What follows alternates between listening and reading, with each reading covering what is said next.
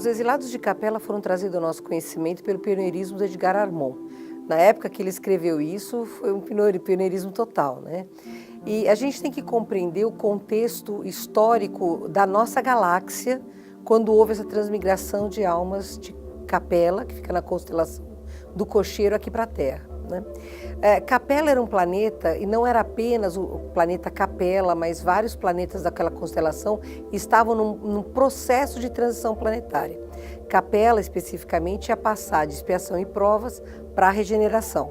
Pelo que falam os espíritos de luz, pelo próprio livro do Edgar, o desenvolvimento deles estava um pouco à frente do que nós temos hoje. Eles tinham já veículos que voavam, que não ficavam só andando a raiz do chão, eles estavam cientificamente mais avançados, já tinham a clonagem de órgãos, então a ciência deles aparentemente era melhor que a nossa, mas a moral deles era tão rudimentar quanto a nós, quer dizer, corrupção, fanatismo, falsidades, a lei do o certo é levar vantagem em tudo, né?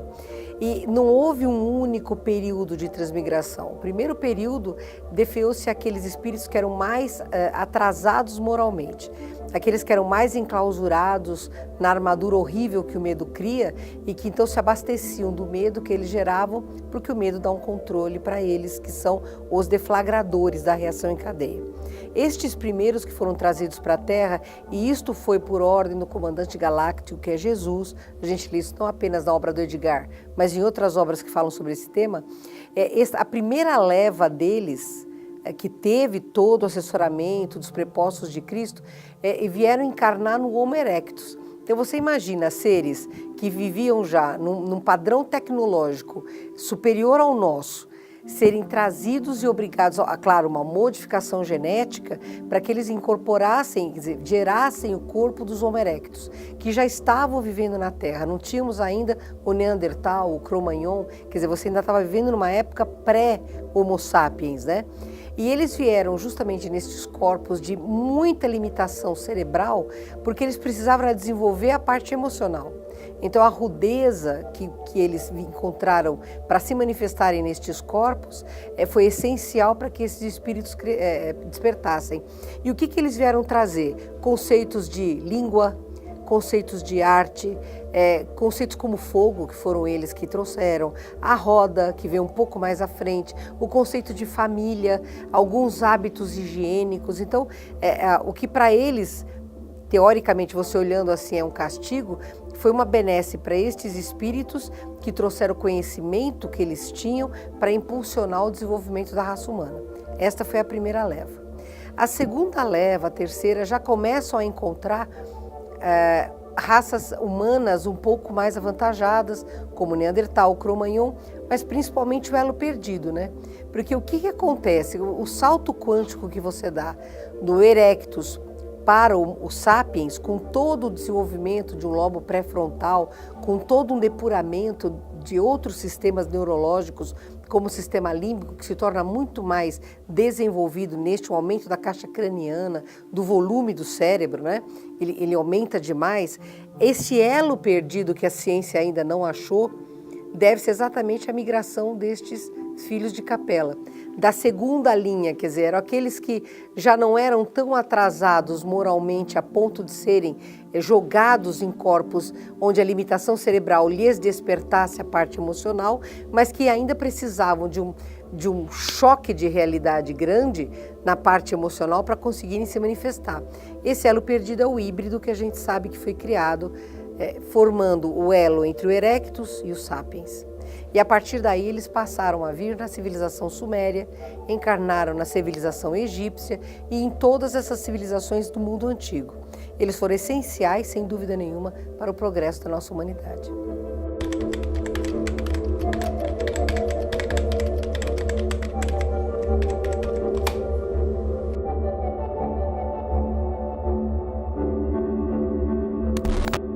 Eu não vejo como castigo o exílio, viu? Eu vejo como misericórdia divina.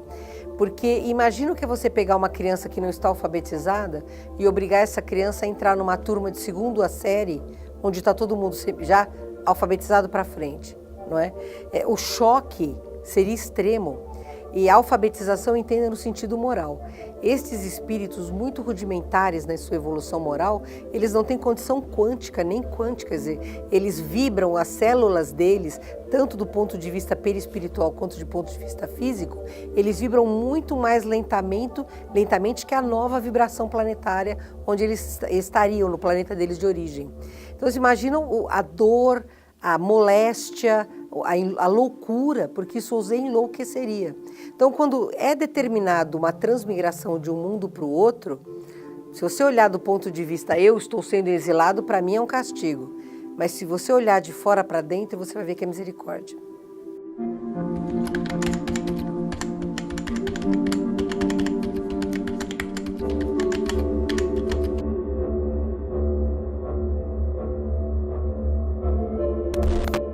Os capelinos daquela época da transmigração, eles eram tão evoluídos moralmente quanto nós. E isso na rez mais baixa, na rez do crime, na rez da magia negra, na rez do egoísmo, da vaidade, da máxima manifestação do ego.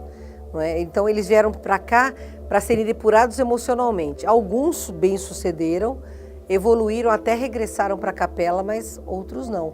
Devem continuar por aqui ou já foram transmigrados de novo, porque é a questão da semelhança, da afinidade, né? Como a gente lê no Livro dos Espíritos, quando você é transferido de uma escola para outra, ou de um planeta para outro, você vai para o seu nível quântico evolutivo. Então você sempre vai para a escola que se adapta à sua frequência vibratória. Então, eles vêm trazidos para a Terra, eles vieram para impulsionar o desenvolvimento da atual raça humana, que era onde eles encarnaram, na quinta raça humana, que também é a nossa, mas eles também vieram para serem depurados emocionalmente.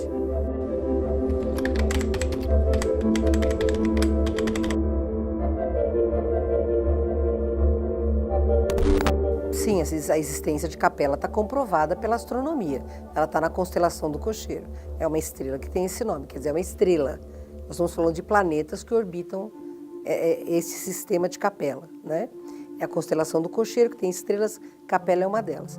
Então, assim, a vida nestes planetas que foram tributários da Terra, a gente não sabe se eles ainda estão em regeneração, mas aparentemente sim, pelo tempo que passou, né, do Homo erectus até aqui, talvez eles estejam naquilo que a gente chama de regeneração plena, ou seja, um estado de regeneração bem avançado.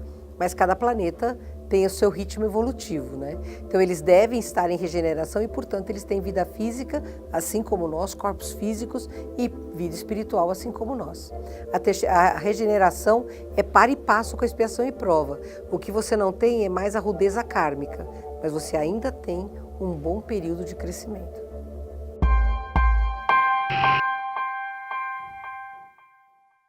Ao comprar livros, DVDs e CDs na loja virtual Mundo Maior, você patrocina a divulgação espírita do maior complexo de comunicação espírita do mundo. Compre através do nosso e-commerce. Invista em um planeta de regeneração.